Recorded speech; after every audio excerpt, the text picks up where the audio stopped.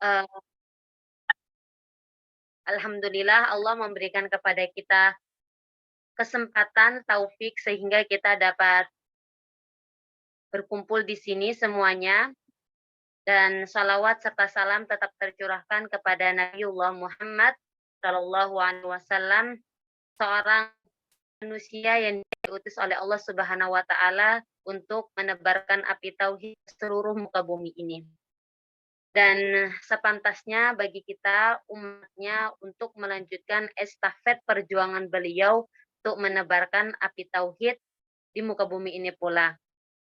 Tak terbatas walaupun kita wanita gitu ya. Tak terbatas walaupun kita mungkin tidak banyak keluar dan bukan menjadikan kita tidak mempunyai peran yang dapat bermanfaat bagi umat ini. Seperti itu. Eh, Alhamdulillah, perkenalkan saya di sini, Ismi Hidayati Nur, sebagai moderator pada siang hari ini, yang mana kita akan eh, bermajelis lagi, ya. Ini adalah majelis bertafakuh, majelis muslimah bertafakuh di sesi kedua, yang mana insya Allah nanti kita akan ditemani oleh pemateri yaitu Ustazah Afani Nur Azizah. Dan sebelumnya mengenalkan diri, saya juga alumni Mahat Ali Darul Wahyen angkatan ketiga, dan di sini saya sebagai moderator akan membawa kajian bertafakuh ini kepada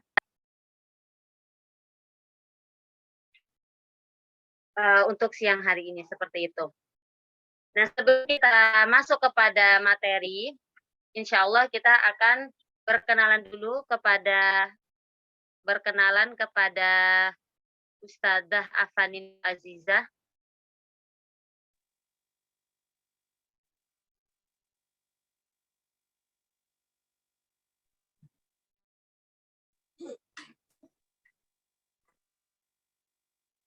Bentar ya, ini slide-nya, ini kan dulu.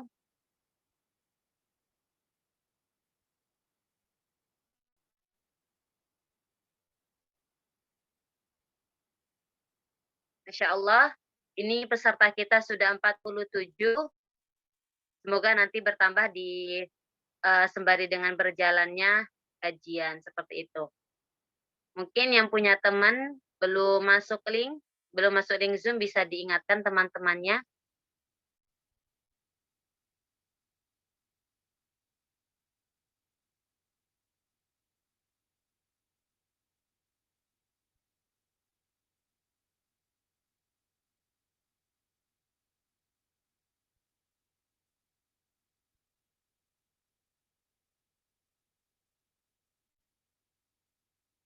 Sebentar.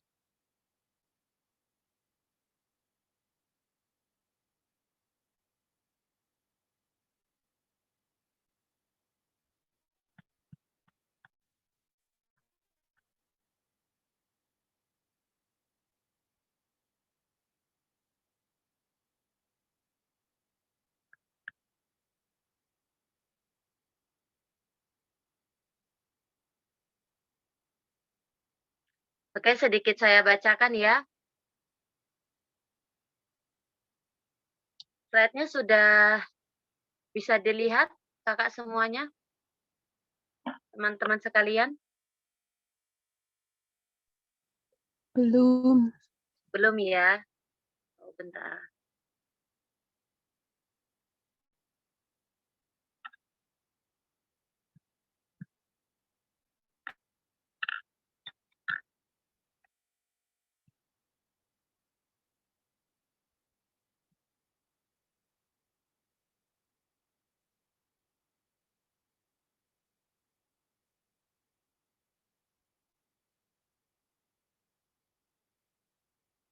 Bentar, sepertinya ini ada kendala sedikit di teknis.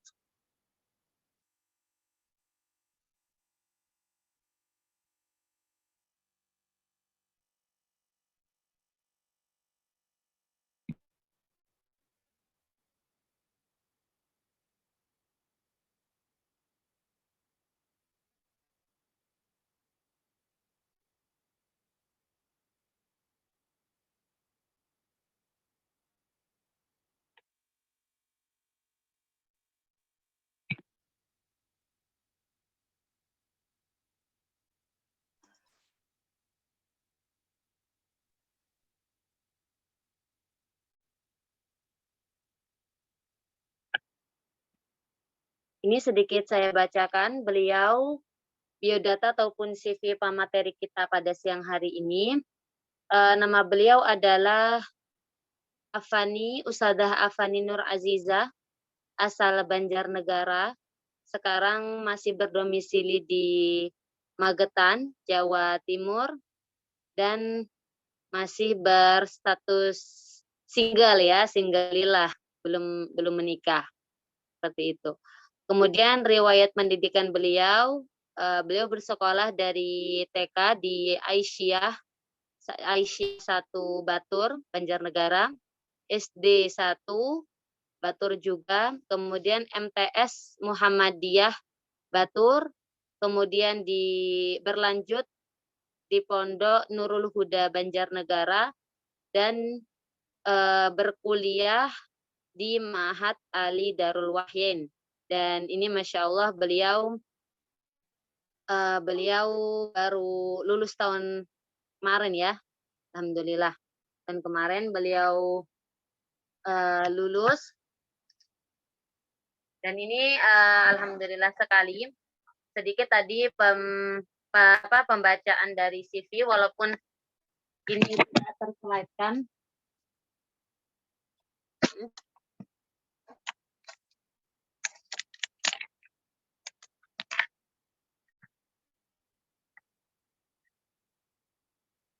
Ya, itu sedikit pembacaan tadi. Nah, sekarang teman-teman semuanya, kita akan masuk pada pemateri, yaitu materi kita pada siang hari ini adalah peran muslimah di era zaman sekarang. Bagaimana kita mengetahui bahwasanya kita sebagai muslimah, sebagai wanita, ya, sebagai wanita juga mempunyai peran di umat ini, di masyarakat tentunya, dan yang paling penting juga adalah bagaimana peran kita kepada keluarga kita sendiri. Nah, maka dari situ pada siang hari ini mungkin kita dapat menyimak dengan seksama, mungkin juga bisa disiapkan penanya untuk menulis agar tidak ada yang terlupakan ataupun terlewat. Dan saya membuka materi ataupun membuka sebelum ke pemateri, yang harus kita ingat bahwasanya perempuan jikalau bukan karena agama Islam ini, mungkin dia akan gila dengan perasaannya. Maka dari situ selanjutnya pemateri akan melanjutkan dan membahas bagaimana peran seorang muslimah di zaman sekarang. Oke, kepada Ustadzah Afani Nur Azizah kami persilahkan.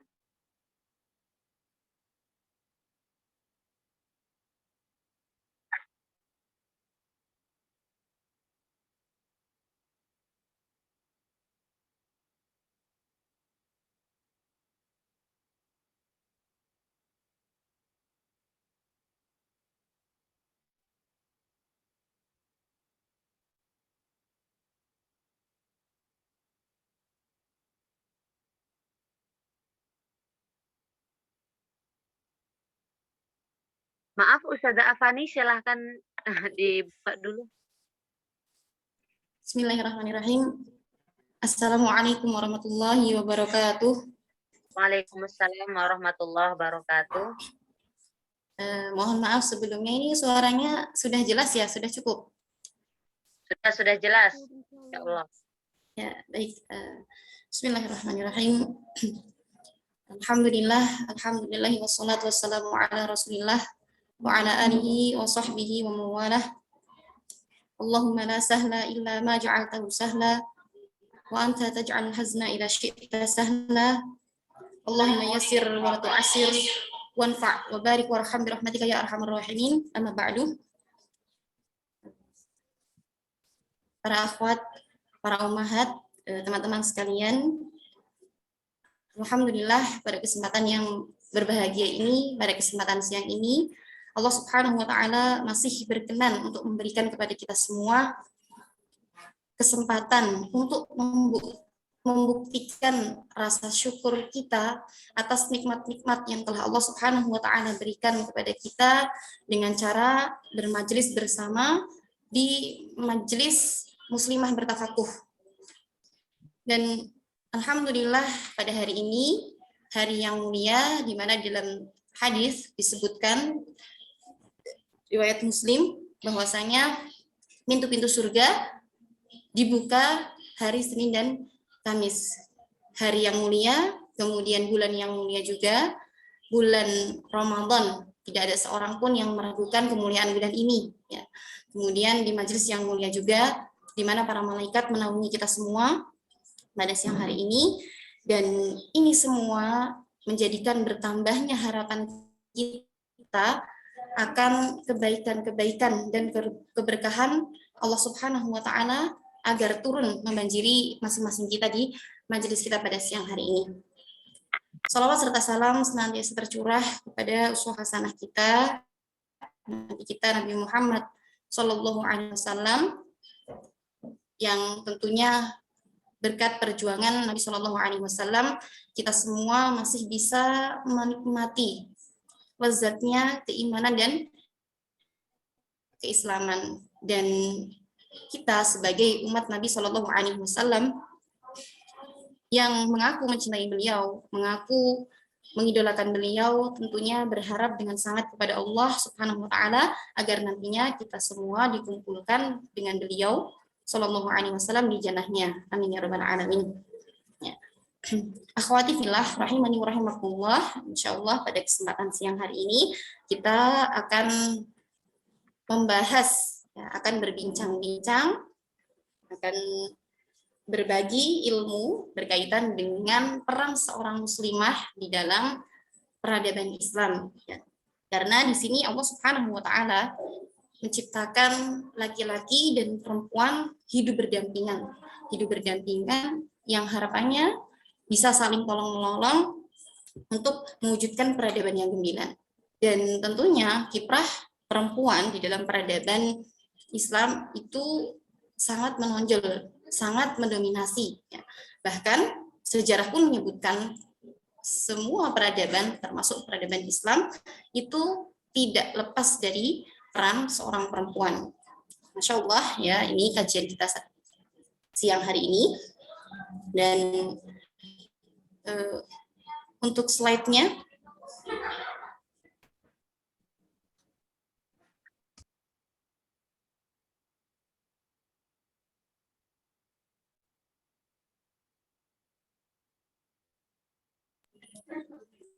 untuk ukti moderator mungkin bisa dibantu untuk slide-nya. Bentar ya. Ya.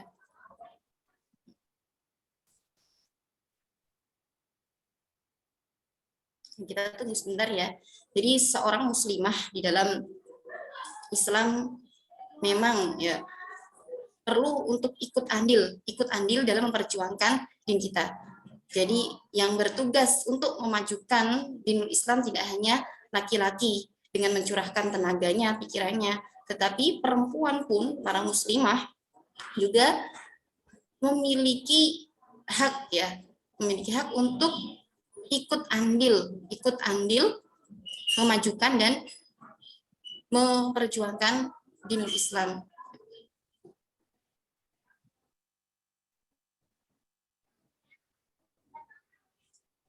Sebentar sambil menunggu slide-nya ya. Karena ketika kita tengok sejarah,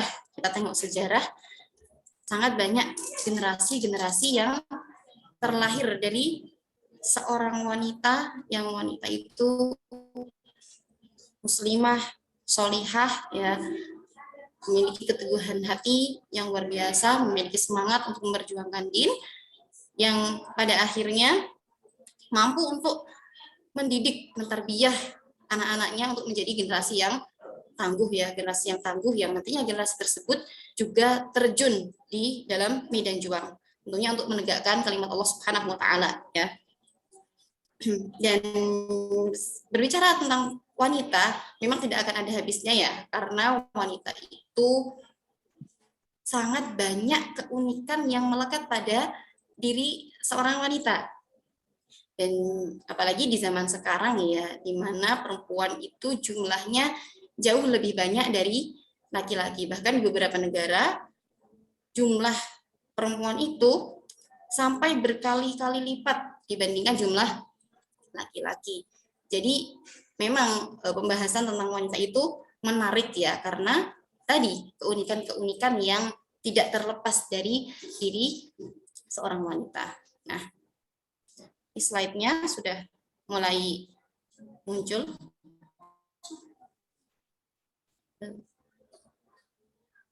Ya. Ya.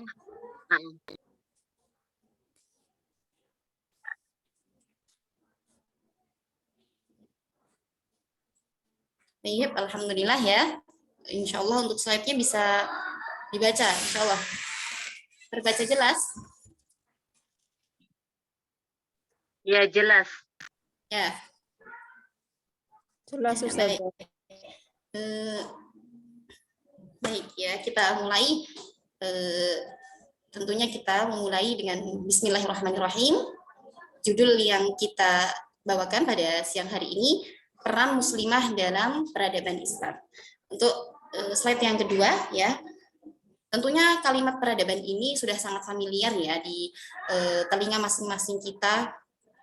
Namun tidak ada salahnya ya sedikit kita melihat dari pengertian atau arti dari peradaban itu sendiri. Di sini disebutkan ya di dalam slide, istilah peradaban berasal dari kata adab ya.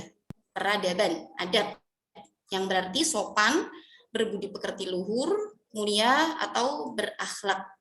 Yang seluruhnya itu merujuk pada sifat yang tinggi dan mulia. Ketika kita berbicara tentang adab, yang terbesit di dalam benak kita adalah perkara-perkara yang baik ya, adab-adab yang baik atau akhlakul karimah, akhlak al-karimah ya. Kemudian di sini selanjutnya peradaban berasal dari bahasa Arab ya, hadarah, al-hadarah ya. Kemudian disebutkan oleh Dr. Abu Zaid Asy-Sya'labi dalam kitabnya di dalam Tarikhul Hadarah al-Islamiyah. Beliau mengartikan bahwasanya hadarah adalah sebuah kumpulan kaum dalam kehidupan dengan selalu memikirkan kemajuan baik dari segi pemikiran, akal, seni, dan ilmu pengetahuan. Jadi secara garis besar yang dimaksud dengan al-hadarah atau yang kita sebut dengan peradaban ya di bahasa kita, itu merupakan suatu kemajuan ya, suatu kemajuan atau suatu kumpulan kaum yang selalu memikirkan tentang kemajuan. Dan di sini peradaban bersifat umum ya, baik itu peradaban negara atau peradaban bangsa. Namun kalau pembahasan kita siang hari ini berkaitan dengan peradaban Islam ya, kemajuan dari berbagai macam aspek kehidupan ya, dari segi pemikiran, akal, seni, kebudayaan, materi, ilmu pengetahuan dan lain sebagainya. Boleh dilanjutkan slide-nya? Kita agak cepat ya untuk arti peradaban. Ya. Yang selanjutnya Syekh Yusuf Al-Qaradawi rahimahullah taala ya, dalam As-Sunnah Masdaran lil Ma'rifah wal Hadarah, beliau mengatakan bahwasanya peradaban adalah suatu bentuk kemajuan. Lagi-lagi di sini disebut kemajuan ya. Peradaban adalah suatu bentuk kemajuan baik berbentuk kemajuan materi, ilmu pengetahuan, seni, sastra maupun sosial, seperti yang sudah kita sampaikan di awal. Dan di sini kesimpulannya jadi peradaban adalah segala bentuk kemajuan ya, segala bentuk kemajuan atau suatu perkembangan baik yang berupa kemajuan bendawi, ilmu pengetahuan, seni, sastra maupun sosial yang terdapat pada suatu masyarakat. Dan tentunya pembahasan kita kembali lagi peradaban Islam. Jadi kemajuan-kemajuan yang tercakup dalam kehidupan Islam ya, baik itu tauhid, kemudian keilmuan, materi dan yang lainnya yang berkaitan dengan Islam. Bisa dilanjutkan?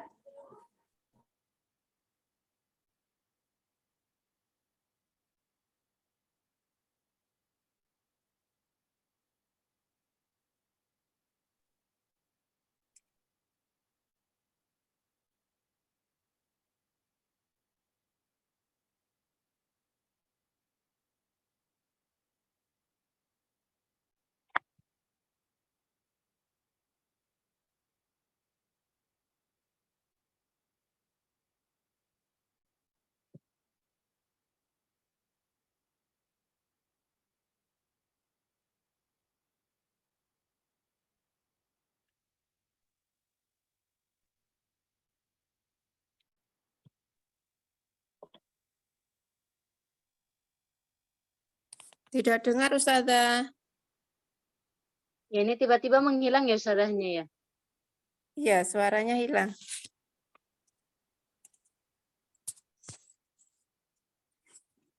Mas, jawab Mas.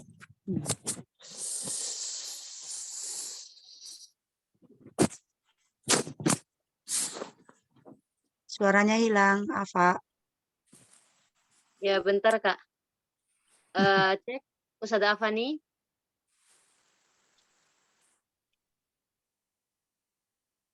Ya, mohon maaf, salah pencet ya. Ya, mohon maaf, kita lanjutkan ya. Jadi sedikit sudah kita bahas berkaitan dengan arti dari peradaban, yaitu suatu kemajuan di dalam aspek-aspek kehidupan beragama ya, berislam. Selanjutnya, sebelum kita masuki inti pembahasan, sedikit kita mengulas tentang kondisi wanita sebelum peradaban Islam. Ya, sebelum peradaban Islam, sebelum datangnya Islam, bagaimana sih kondisi wanita? Ya, dan di sini sedikit Ana catatkan ya di slide ditulis yang pertama, banyak dari kaum laki-laki atau orang-orang sebelum datangnya Islam itu menganggap bahwasanya wanita itu sebagai sumber penyakit dan bencana.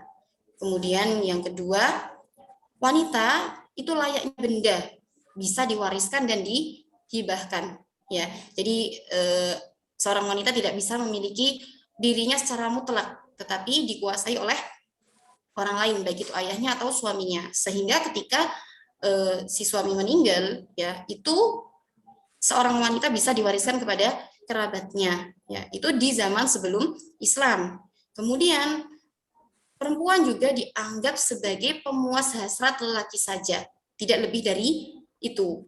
Dan juga dahulu wanita itu seperti budak yang bisa diperjualbelikan kapanpun, bisa diperjualbelikan seperti benda, layaknya benda, bisa disentuh dengan seenaknya, bisa diperjualbelikan. Kemudian yang selanjutnya sangat-sangat dilecehkan, ya. Kemudian yang selanjutnya juga dijadikan pelayan dan budak. Dan kejadian ini, ya, kondisi seperti ini itu terjadi di banyak negara, baik di Cina, kemudian di Arab, di India, di Eropa, kemudian di bangsa Persia terdahulu, bangsa Persia, bangsa Romawi, kemudian di bangsa Yunani, semuanya memperlakukan wanita dengan sangat-sangat mengenaskan, dengan sangat mengenaskan. Dan seperti bangsa Yunani, bangsa Romawi, bangsa Persia yang disebutkan bahwasanya peradaban sudah sangat maju, sudah sangat berkembang, kemudian memiliki militer yang sangat kuat, tetapi kondisi yang demikian pun juga tidak lantas menjadikan seorang perempuan itu menjadi mulia, sama sekali tidak. Ya, dahulu di Arab Jahiliyah bahkan bayi wanita itu menjadi suatu aib ketika lahir dari kematiannya, karena dulu Arab Jahiliyah ketika lahir bayi dan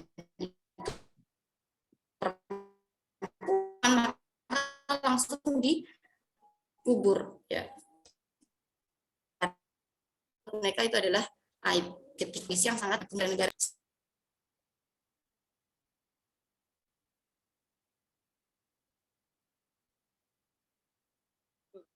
Maaf Ustazah Fani, suaranya.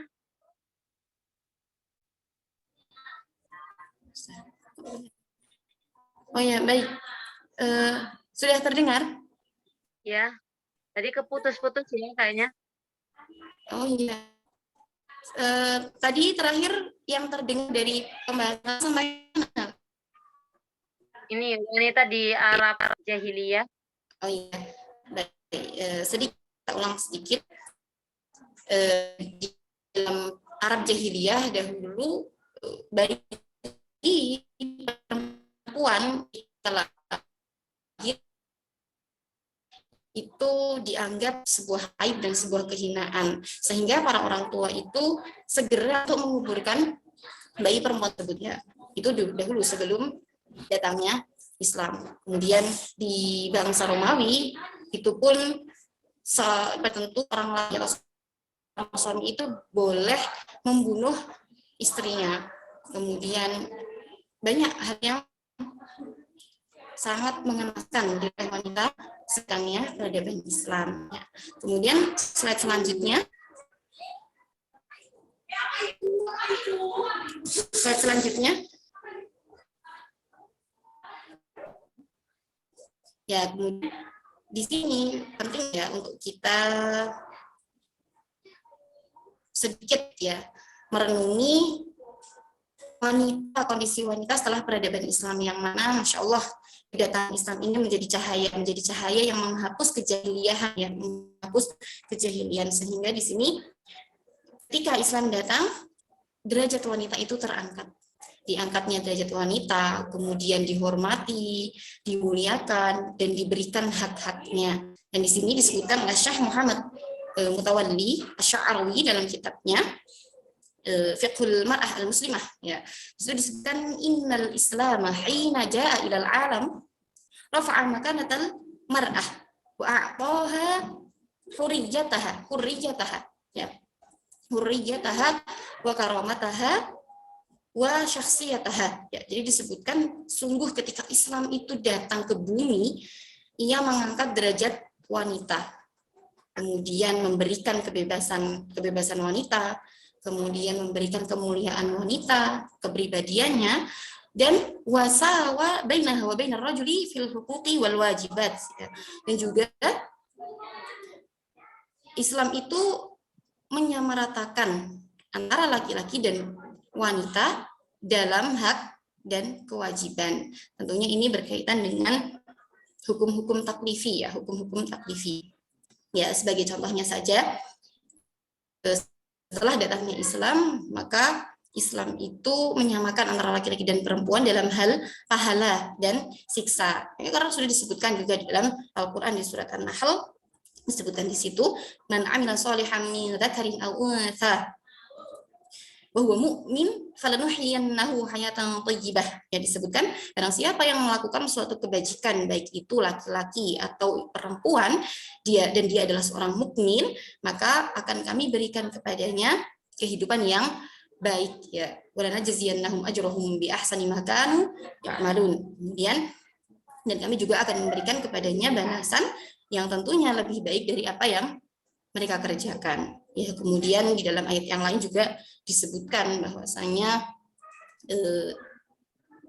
Islam itu melarang untuk laki-laki mewariskan wanita. Tadi kan sebelum peradaban Islam itu wanita itu bisa diwariskan, sedangkan Islam datang melarang hal tersebut, ya. Ya ayyuhalladzina amanu la tarithun nisaa karha, ya, disebutkan dalam surat An-Nisa. Kemudian juga Islam memerintahkan untuk para laki-laki itu mempergauli wanita dengan pergaulan yang baik, wa ashiruhunna bil ma'ruf, ya. Dan ayat-ayat yang lain yang menyebutkan keistimewaan wanita, ya.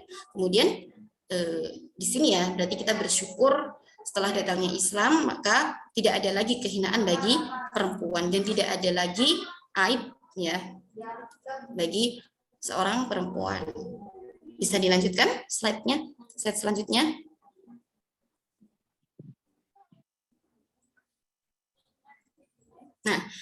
Nah, ini sedikit menarik ya ketika kita berbicara tentang wanita yang sering terbesit di kebanyakan para wanita itu apa? Sumur, dapur, kasur.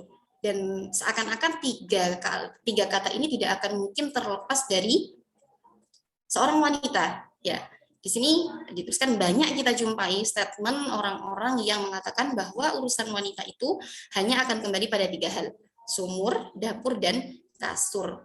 Dan statement seperti ini terkadang membuat cemas kaum wanita dan para orang tua yang memiliki anak wanita, seakan tidak ada ruang yang lebih luas untuk kaum wanita bergerak dan berjuang untuk dirinya dan bahkan negaranya. Nah, ini kondisi saat ini ya. Orang tua dan wanita, orang tua yang memiliki anak wanita itu condong merasa takut, merasa khawatir ketika nanti putrinya itu hanya menjadi ibu rumah tangga mungkin, atau hanya bisa kutik di sumur, dapur, dan kasur. Nah, padahal tidak seperti itu ya. Dan di sini, dan kita lanjutkan ya, dan banyak pula yang beranggapan bahwa statement ini merupakan bentuk perendahan terhadap wanita. Seakan-akan statement seperti ini itu membatasi ruang gerak wanita. Jadi wanita itu tidak ada yang bisa untuk menjadi orang hebat, hanya bisa di 3 hal ini, sumur, dapur, dan kasur. Padahal tidak demikian ya. Sekarang banyak kita dapati juga wanita-wanita yang Allah beri karunia untuk mampu melakukan karya-karya besar, ya, tidak terbatas pada 3 hal ini. Kemudian di sini, padahal tak jarang kita dapati 3 hal ini menjadi sebab langgengnya sebuah rumah tangga. Maka sudah menjadi hal yang sangat lumrah bahwa wanita harus mumpuni dalam 3 hal tersebut guna menjaga lestarinya rumah tangga. Dan di sini juga ada kisah yang cukup menarik ya, kisah yang disebutkan dalam kitab Nurul Absor fi Manaqibi Ali Baitin Nabiyil Akhyar ya. Disebutkan suatu kisah ada seorang laki-laki yang hendak mendatangi Umar bin Khattab radhiyallahu taala anhu di rumahnya.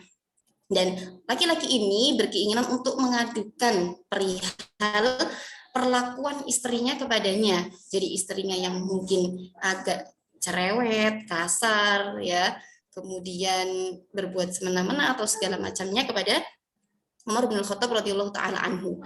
Nah, kemudian sebelum sampai ke dalam rumah Umar bin Khattab radhiyallahu taala anhu, laki-laki ini berdiri di depan pintu kemudian mendengarkan istri Umar bin Khattab radhiyallahu taala anhu yang sedang mengucapkan kalimat-kalimat yang cukup keras ya, cukup keras atau cukup kasar kepada Umar radhiyallahu taala anhu.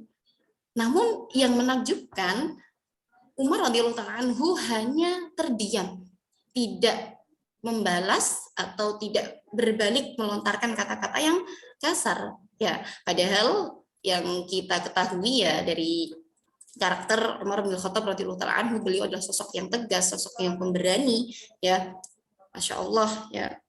Namun ternyata beliau tidak merespon kata-kata kasar yang dilontarkan oleh istrinya. Kemudian laki-laki ini pun mengurungkan niatnya. Dia beranggapan Umar bin Khattab radhiyallahu taala anhu Amirul Mukminin ya, diperlakukan sedemikian oleh istrinya. Ya kalau bahasa kita dibaweli gitu ya, dibaweli oleh istrinya. Namun beliau bersabar. Lalu siapalah aku dibandingkan Umar bin Khattab radhiyallahu taala anhu? Maka pergilah laki-laki ini. Namun Umar bin Khattab radhiyallahu taala anhu ya. Maaf Sada, putus suaranya. Oh ya, baik. Sampai di mana? Sudah terdengar? Halo, cek suara. Sudah terdengar suaranya? Suaranya terdengar? Sudah. Terdengar jelas Ustazah. Tidak putus. Ya, baik. Tadi terputusnya sampai di mana? Tidak putus kok. Oh, mungkin berarti sinyal ya. Iya, laki-laki itu pulang ke rumahnya. Oh, laki-laki pulang ke rumahnya. Baik, kita mundur sedikit ya. Laki-laki pulang ke rumahnya karena mengurungkan niatnya untuk mengadu kepada Umar bin Khattab radhiyallahu taala anhu ya. Dan qadarullah Umar bin Khattab radhiyallahu taala anhu melihatnya dan memanggilnya, wahai laki-laki, wahai rajul, apa hajahmu, apa kebutuhanmu. Kemudian laki-laki ini pun menceritakan, wahai Amirul Mukminin,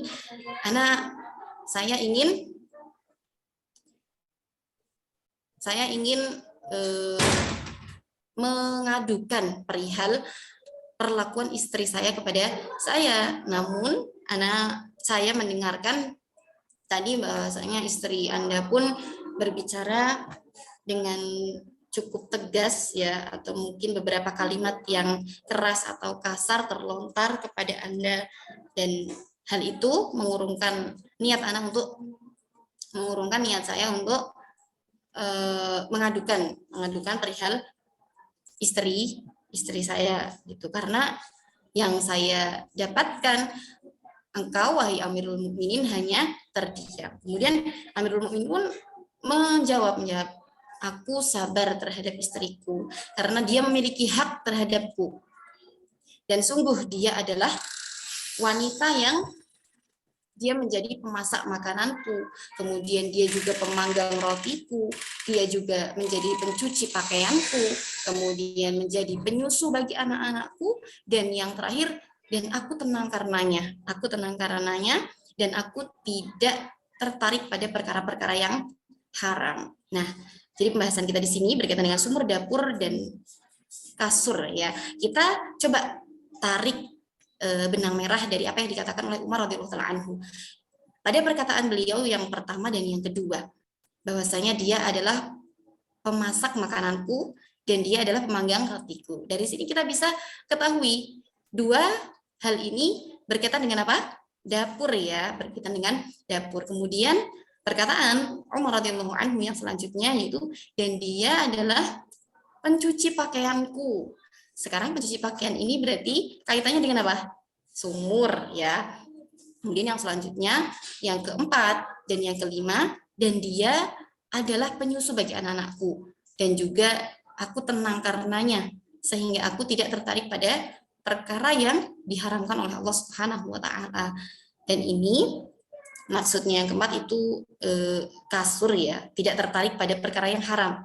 Ya, tidak tertarik pada wanita-wanita yang tidak halal bagi Umar bin Khattab radhiyallahu anhu. Jadi memang dari sini kita mengetahui tiga kata ini memang sangat-sangat mulia ya, bukan suatu aib, sumur, dapur, dan kasur. Tadi dikatakan karena tiga hal inilah maka Umar pun sabar terhadap istrinya sehingga tidak terjadi pertikaian atau perkelahian di dalam rumah tangga. Masya Allah ya, Masya Allah.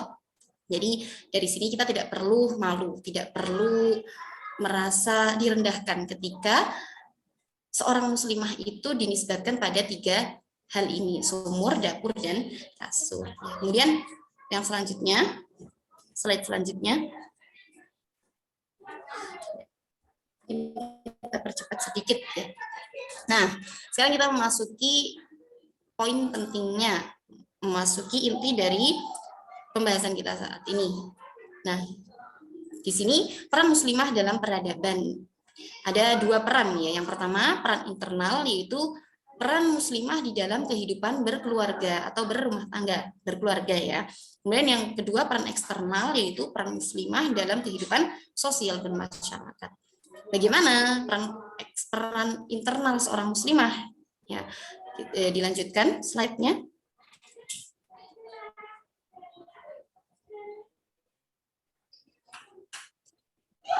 Peran internal dalam kehidupan berkeluarga. Di sini tentunya perlu kita pahami bersama ya bahwasanya, mohon maaf sebentar,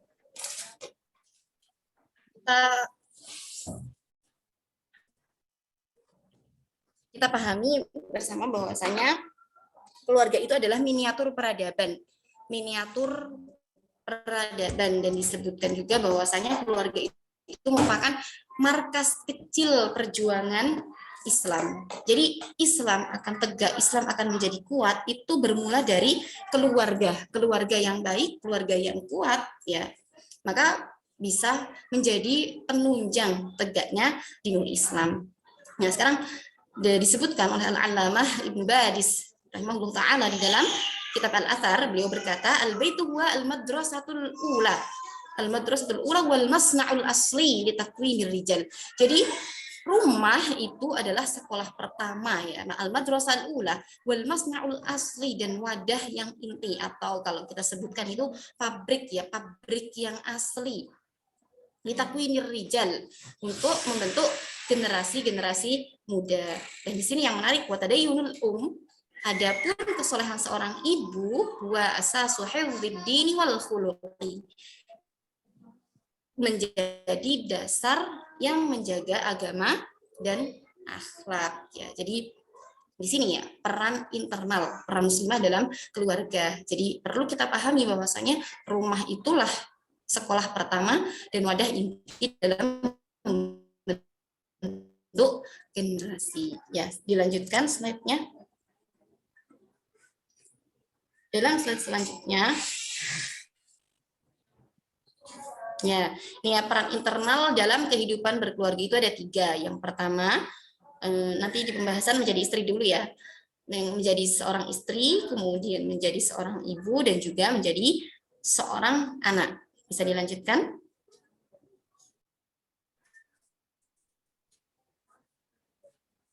Nah, yang pertama kali akan kita bahas adalah seorang istri. Bagaimana sih peran muslimah di dalam keluarga ketika dia menjadi seorang istri. Di sini disebutkan hidup seorang laki-laki itu tidak akan pernah sempurna kecuali dengan adanya pihak lain, yaitu istri. Ini ada seorang syekh yang menyebutkan begini, pihak lain yaitu istri, bukan yang lain, bukan kakak, bukan adik, bukan ibu ya. Nah, jadi istrilah yang nantinya akan menjadi pelengkap kehidupan seorang laki-laki. Nah, dan berkaitan dengan istri, sepasang makhluk yang disebutkan oleh Allah Subhanahu wa taala. Suaranya masih jelas? Jelas Ustazah. Ya, baik. Dilanjutkan ya. Di dalam surat Ar-Rum sudah disebutkan ya, wa min ayatihi an khalaqalakum min anfusikum azwaja. Ya, jadi termasuk tanda-tanda kekuasaan Allah Subhanahu wa taala adalah Allah menjadikan atau Allah menciptakan dari jenis-jenis kalian berpasang-pasangan atau pasangan ya. Tujuannya apa? Litaskunu ilaiha, ya agar kamu sekalian ya wahai kaum laki-laki merasa tentram, merasa tenang kepadanya, kepada istri. Wa ja'ala bainakum mawaddatan wa rahmah.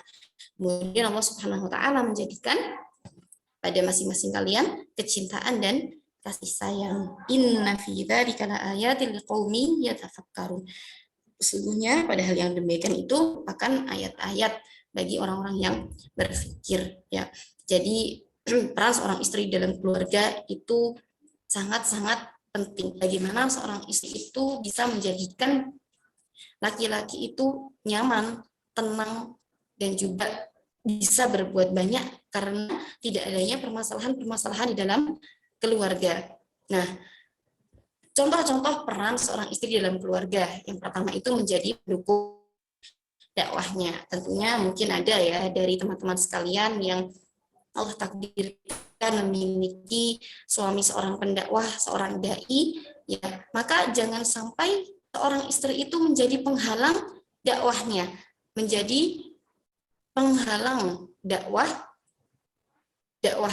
Contohnya misalnya ini bulan Ramadan ya, barangkali ada dari teman-teman yang suaminya diutus untuk menjadi dai di luar Jawa, mungkin di Maluku atau mungkin di Sumatera atau di Poso mungkin atau di tempat-tempat yang lain, maka jangan sampai seorang istri jangan pergi, aku Ramadan sendirian di rumah. Nah, jadi menjadi pendukung ya. Kita tampakkan kalau kita itu ridho, kemudian kita mendukung, kita bahagia dengan tugas-tugas yang diembannya, karena tugasnya itu sangat mulia untuk mendakwahkan dinul Islam. Nah, begitu ya. Kemudian yang selanjutnya menjadi penenang hati dan pikirannya ketika datang gundah dan gelisah. Ya karena hidup itu seperti roda ya, selalu berputar. Kadang di bawah, kadang juga di bawah. Tilkal ayyam nudawiluha bainan nas, berputar, kadang gundah, kadang gelisah, kadang senang, kadang susah, kadang gembira dan segala macamnya ya, kadang sakit, kadang sehat. Maka ketika datang gundah, datang gelisah ya, sebagai istri yang baik tentunya menjadi penenang hatinya, harus memiliki tips-tips ya atau cara-cara yang gitu yang mampu menenangkan dan meluluhkan hati sang suami. Kemudian yang selanjutnya membantu suami saat kesulitan dan beban-beban berat menimpanya. Ya ini juga ya terkadang mungkin suami itu mendapatkan kesulitan dalam pekerjaannya atau dalam dakwahnya, entah atau mungkin suatu ketika mendapatkan sebuah kegagalan atau mendapatkan tantangan ya, tantangan dari orang-orang di sekitarnya, maka sudah seharusnya seorang wanita juga menjadi penenang, dan menjadi orang yang pertama kali membantu meringankan kesulitan-kesulitannya. Ya. Kemudian yang selanjutnya menjadi penghibur di saat sedihnya, mungkin karena dipecat atau yang lainnya, maka menjadi orang yang pertama kali hadir untuk menghibur. Kemudian menjadi penyemangat ketika suami mengalami kegagalan dan keterpurukan. Sedikit kita tengok ya sejarah kisahnya Ummul Mukminin ya. Ibunda Khadijah radhiyallahu taala anha, betapa beliau menjadi sosok yang sangat dicintai oleh Nabi Shallallahu alaihi wasallam karena perannya yang begitu besar dalam mendukung sepenuhnya dakwah Nabi Shallallahu alaihi wasallam. Ya, contohnya ketika Nabi Shallallahu alaihi wasallam dalam ketakutan, ketika turun wahyu, kemudian Nabi merasa takut, merasa gelisah, maka Ibunda Khadijah radhiyallahu taala anha dengan cerdasnya mendatangi beliau, kemudian mengatakan bahwasanya demi Allah, Allah Subhanahu wa taala itu tidak akan menghinakanmu. Kenapa? Karena sungguh engkau adalah orang yang selalu menyambung silaturahmi, engkau adalah orang yang selalu menanggung beban-beban orang lain, kemudian engkau selalu memuliakan tamu, dan juga selalu menutupi kebutuhan fakir miskin. Dan kalimat-kalimat lain yang mana kalimat itu bisa menenangkan hati seorang suami. Masya Allah ya, bahkan disebutkan oleh Nabi Shallallahu alaihi wasallam ketika memuji Ibunda Aisyah radhiyallahu taala Ibunda Khadijah radhiyallahu taala anha, beliau menyebutkan demi Allah. Iya, maksudnya di sini Ibunda Khadijah radhiyallahu taala anha itu tidak memberikan pengganti kepadaku yang lebih baik darinya. Kenapa? Karena Ibunda Khadijah radhiyallahu taala anha dialah yang beriman kepadaku dikala orang-orang lain itu mengingkariku, dan dialah yang mempercayaiku, meyakiniku ketika orang-orang itu mendustakanku, dan juga dialah yang selalu membantuku dengan hartanya, di mana orang-orang lain itu tidak memberikan apapun kepadaku dan juga tidak membantuku. Dan demi Allah ya, Allah memberikan kepadaku anak-anak darinya, di mana Allah Subhanahu wa taala tidak memberikan kepadaku anak-anak dari wanita-wanita yang lain. Masya Allah ya, itu peran Ibunda Khadijah ya dalam mensukseskan dakwah Nabi Shallallahu alaihi wasallam, mendukung dengan sepenuhnya ya, dengan hartanya, dengan pemikirannya, dengan hatinya, dan semuanya dicurahkan untuk membantu kelancaran dakwah Nabi Shallallahu alaihi wasallam. Nah, luar biasa ya. Ini contoh peran seorang istri dalam mendukung suaminya. Kemudian untuk slide yang selanjutnya, maaf Ustazah, mengingatkan ya. 9 menit lagi. 9 ya, baik ya, berarti kita percepat ya. Kita percepat di sini. Kemudian menjadi seorang ibu, disebutkan di sini al-ummadrasatun, dan ini sudah sangat familiar juga di kalangan kita ya. Al-ummadrasatun idza a'dattaha faqad a'datta jilan thayyibal a'rab. Sesungguhnya seorang ibu itu adalah sekolah. Jika engkau menyiapkan generasi ibu dengan baik, maka sejatinya engkau telah menyiapkan generasi yang berkarakter mulia. Dan di sini rumah itu ibarat sekolah, sedangkan bapak adalah kepala sekolahnya sekaligus peletak kurikulum dan targetnya. Sedangkan ibu adalah pelaksana kurikulum dan target tersebut. Nah, ini menjadi seorang ibu, karena memang ibu itu menjadi orang yang sangat ditunggu kehadirannya oleh anak-anaknya, yang nantinya akan terjun lebih banyak di dalam mendidik anak-anak adalah seorang ibu, tentunya dengan bantuan bapak ya. Kemudian di sini pendidikan yang baik dan doa dari seorang ibu merupakan kekuatan yang dapat menyemangati anak-anak mereka dalam kebaikan. Dan disebutkan juga baik buruknya seorang anak sangat dipengaruhi oleh baik buruknya seorang ibu. Sekarang kalau kita lihat pepatah ya, disebutkan bahwasanya buah itu jatuh tidak jauh dari pohonnya ya. Dan begini begitu pula dengan seorang anak ya yang mirip-mirip dengan ibunya. Nah, maka dari itu banyak laki-laki hebat yang terlahir dari rahim wanita yang hebat, atau laki-laki hebat pasti di belakangnya ada wanita yang hebat pula. Dan sangat banyak kisah-kisah yang menceritakan tentang kehebatan seorang ibu yang mampu menghasilkan anak-anak yang luar biasa. Banyak para ulama yang besar dan menjadi hebat di bawah bimbingan, di bawah tarbiyah seorang ibu yang hebat pula. Ya, seperti Imam Ahmad, Imam Asy-Syafi'i rahimahullah ta'ala. Kemudian juga banyak ya, sangat banyak cerita-cerita yang berkaitan dengan kehebatan seorang ibu. Imam Ahmad juga demikian. Ya, sejak kecil sudah disemangati oleh ibunya. Kemudian dipilihkan guru, kemudian dipilihkan tempat untuk belajar, kemudian setiap bangun dibisikkan kepada Imam Ahmad kalimat-kalimat yang sangat menyenangkan, kalimat-kalimat yang sangat membangun, kemudian disiapkanlah air wudhunya, kemudian diantar ke masjid karena zaman dahulu itu gelap dan masih cukup jauh, jadi Imam Ahmad masih kecil, dan sangat luar biasa pengorbanan-pengorbanan seorang ibu dalam menjadikan anaknya menjadi generasi-generasi yang terbaik ya. Kemudian ada kisah sahabiah juga, Al-Khunsa binti Amr radhiyallahu ta'ala anhu yang disebut juga sebagai ibunda mujahid, jadi menyumbangkan seluruh anaknya untuk agama Islam yang berjumlah 4 ya. Semuanya gugur di medan jihad, menjadi mujahid-mujahid, menjadi para syuhada. Nah, Masya Allah, dan peran seorang ibu itu memang sangat-sangat penting di dalam keluarga. Tentunya tadi untuk menghasilkan generasi-generasi yang berakhlak mulia yang nantinya bisa berjuang di dalam dinul Islam. Untuk slide yang selanjutnya,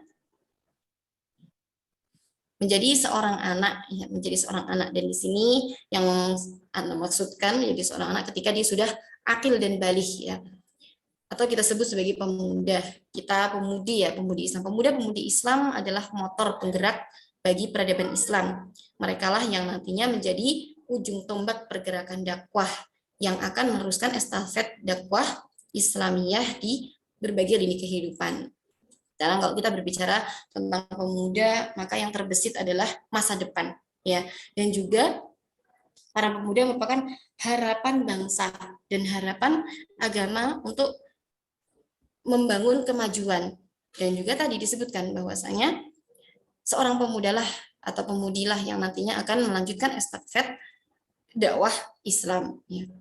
Kemudian di sini tugas besar para pemuda Islam ya, atau mungkin para remaja dalam memotori kejayaan Islam ada 3. Yang pertama, memiliki fisik dan semangat yang kuat. Fisik saja yang kuat tidak cukup ya, harus dua-duanya, fisik dan semangat yang kuat. Semangat untuk memperjuangkan dinul Islam, semangat untuk terus memperbaiki din ini, untuk berkontribusi dengan sekuat tenaga dan dengan pikirannya untuk menghasilkan karya-karya yang gemilang yang nantinya bisa menjadi penunjang untuk kemajuan dan kejayaan Islam. Yang selanjutnya, selalu membekali diri dengan ilmu syar'i dan keterampilan. Ini sangat penting ya, ilmu syar'i, karena memang di zaman kita yang seperti ini penuh dengan fitnah, maka semua syubhat itu akan terpatahkan, akan terbantahkan dengan adanya ilmu syar'i. Dan keterampilan juga penting, karena seringkali keterampilan itu bisa membantu seseorang dalam kelancaran dakwahnya. Ya. Dan keterampilan itu banyak macamnya. Ada yang mungkin jadi tukang, memiliki keterampilan untuk ngelas ya, atau mungkin bekam, akupuntur, atau mungkin yang pintar masak, itu juga merupakan keterampilan, ataupun mungkin menjahit dan yang lainnya. Kemudian yang selanjutnya, yang nomor 3 itu mawas diri. Dan ini tentunya lebih ke praktek ilmu syar'i, ya, membentengi diri dan mempertebal keimanan untuk menghindari hal-hal yang dapat meracuni. Karena melihat kejadian, melihat fenomena atau kenyataan realita di zaman sekarang, banyak pemuda itu yang tergerus oleh arus perkembangan zaman, ya, tidak bisa membentengi diri dari perkara-perkara yang tidak baik, sehingga mungkin banyak pemuda dan pemudi itu yang diambang kehancuran. Na'udzubillah. Maka dari itu adanya ilmu syar'i, kemudian tentunya tuntutan dari ilmu syar'i itu adalah mengamalkannya agar bisa menyelamatkan dirinya dari perkara-perkara yang dapat menghancurkan dirinya. Yang selanjutnya, ya, di antara peran seorang anak dalam keluarga, nah perannya itu sebenarnya sangat banyak. Ini di antaranya yaitu membantu meringankan pekerjaan orang tua, kemudian menjaga dan saling menasihati sesama anggota keluarga, menciptakan suasana ukhuwah yang nyaman dengan menghindari pertikaian antar anggota keluarga. Seorang anak ketika mampu memerankan perannya, memaksimalkan perannya menjadi seorang anak, kemudian jadilah keluarga itu keluarga yang sakinah, mawadah, warahmah, ya. Maka keluarga tersebut bisa menjadi cikal bakal peradaban Islam yang gemilang, karena tadi keluarga itu merupakan miniatur peradaban, ya. Jadi untuk menciptakan keluarga yang baik dimulai dari masing-masing anggota keluarga dan terutama juga seorang anaknya. Kemudian yang selanjutnya, ya, slide yang selanjutnya. Ya, peran eksternal. Telah selesai ya kita pembahasan kita di peran internal. Tadi ada 3, menjadi seorang istri, ibu, dan anak. Sekarang peran eksternal. Peran eksternal di sini bisa disesuaikan dengan profesi, kemudian bisa juga disesuaikan dengan potensi masing-masing dari kita. Ya, peran muslimah di dalam kehidupan sosial bermasyarakat. Di antaranya berdakwah, ya, berdakwah bagi para muslimah yang sudah diamanahi oleh Allah Subhanahu wa taala berupa ilmu syar'i atau ilmu apapun itu, ilmu yang bermanfaat, maka silahkan untuk dikembangkan, disebarluaskan, ya, diajarkan kepada saudara-saudaranya dan juga kepada teman-temannya.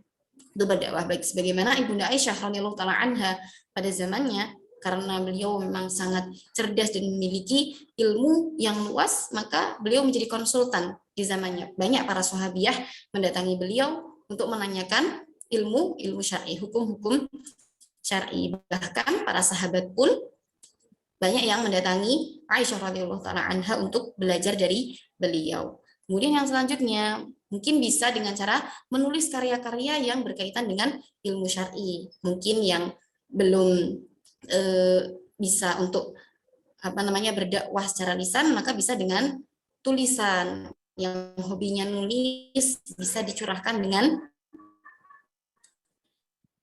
menulis, baik itu makalah, ya, poster berkaitan dengan ilmu syar'i tentang remaja atau mungkin tentang hukum-hukum yang lainnya.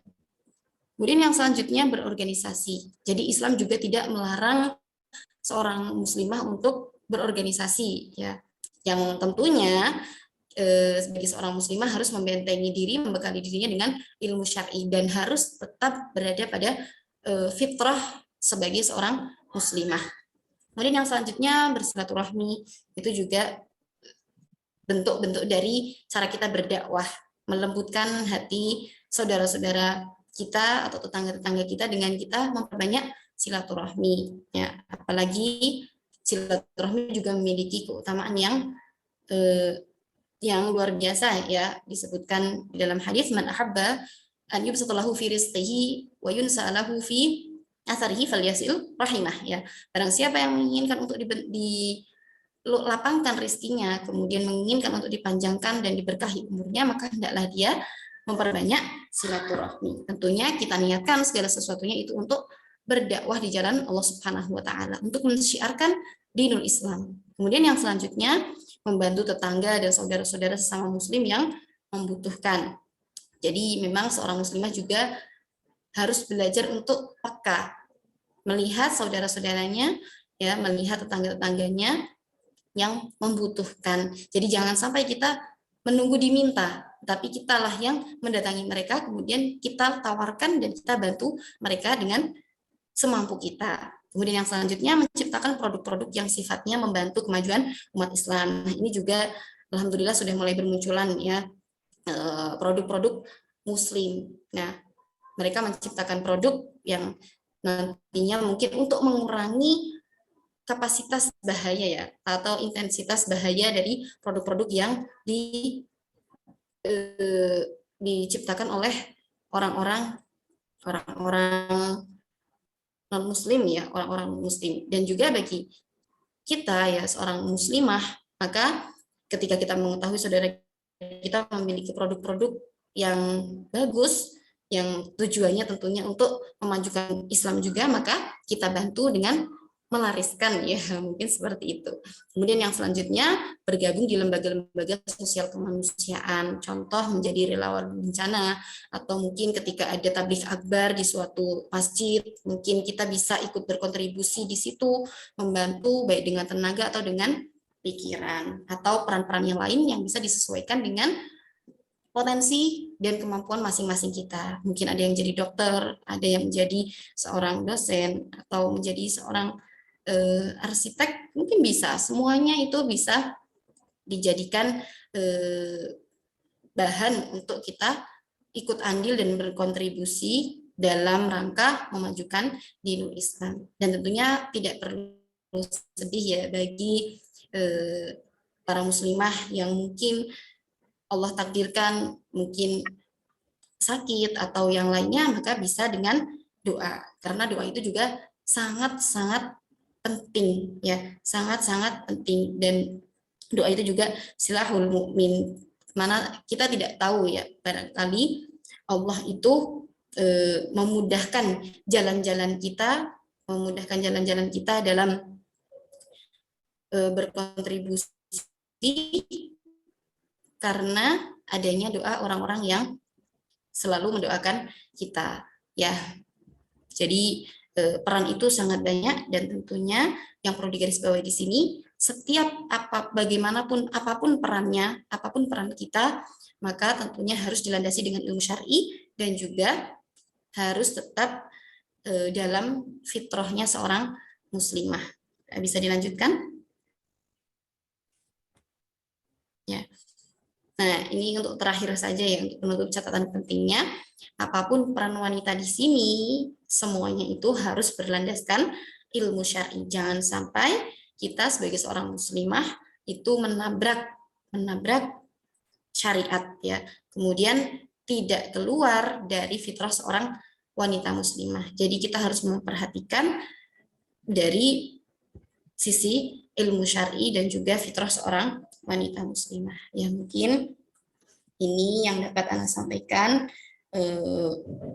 Mudah-mudahan yang sedikit ini bisa bermanfaat. Tentunya yang paling utama itu untuk diri Ana pribadi, dan mudah-mudahan bisa bermanfaat untuk teman-teman semuanya. Mari kita bersama memaksimalkan peran kita ya, menjadi seorang muslimah yang ikut andil dalam memajukan din kita, dan harapannya mudah-mudahan Allah Subhanahu wa taala ridhoi kita semua, kemudian Allah berkenan untuk mengabulkan apapun yang kita upayakan dan apapun harapan-harapan yang kita panjatkan kepada Allah Subhanahu wa taala ya. Mungkin sekian yang dapat saya sampaikan, kurang lebihnya mohon maaf yang sebesar-besarnya. Ada benarnya dalam diri Allah Subhanahu wa taala, banyak kesalahan dan kekurangan datang dari diri saya pribadi. Demikian, Allahumma shalli wa sallim wa barik ala nabiyina Muhammad wa ala alihi wa sahbihi wassalam. Wassalamualaikum warahmatullahi wabarakatuh. Ana kembalikan ke moderator. Assalamualaikum warahmatullahi wabarakatuh. Jazakumullah khairan kepada Ustazah Afani Nur Azizah, Masya Allah, untuk materi kita pada siang hari ini berbicara tentang diri kita sendiri, yaitu perempuan ya, seorang perempuan muslimah yang Masya Allah sekali yang sudah dijelaskan oleh Ustazah. Dan sedikit saya simpulkan di season kali ini ya, bahwasanya perempuan apapun itu statusnya harus mempunyai peran dan ikut andil dalam agama ini ya, baik kita itu sebagai istri, ibu, ataupun masih single lillah gitu ya. Nah, maka dari situ untuk yang masih singgelilah ini Masya Allah harus berproduktif, harus terus semangat dalam mencari ilmunya. Begitupun yang menjadi istri dan ibu mungkin terus belajar lagi bagaimana mempelajari kurikulum rumah tangganya tadi ya yang disebutkan Sayyidah Khadijah. Dan juga harus kita ingat ada seorang orientalis yang mana mengatakan bahwasanya bidikan untuk menghancurkan Islam itu ada 3. Yang pertama adalah keluarga, wanita, dan masyarakatnya. Maka dari situ muslimah sekalian, Masya Allah yang hadir bermajelis bertafakuh di siang hari ini, semoga menjadi amal jariah kita, apalagi di hari yang sangat mulia, yaitu hari Kamis, dan di bulan yang mulia pula di awal Ramadan ini, semoga menjadi catatan kita, dan semoga menjadi tabungan kebaikan kita di kedepannya. Begitu. Dan dari diri saya sendiri, moderator, saya minta maaf kalau banyak kesalahan ataupun tutur kalam yang mungkin tidak pantas ataupun tidak layak. Karena waktu sudah lebih, jadi kita tidak membuka sesi pertanyaan. Nanti yang ingin sharing ataupun yang ingin bertanya bisa lewat grup gitu ya, ataupun bisa japri admin gitu ya teman-teman sekalian. Mungkin ini saja, saya pamit sebagai moderator Ismi Hidayatinur. Kita tutup dengan kafaratul majlis. Subhanakallahumma wa bihamdika asyhadu an la ilaha illa anta astaghfiruka wa atubu ilaik. Wassalamualaikum warahmatullahi wabarakatuh. Waalaikumsalam warahmatullahi wabarakatuh.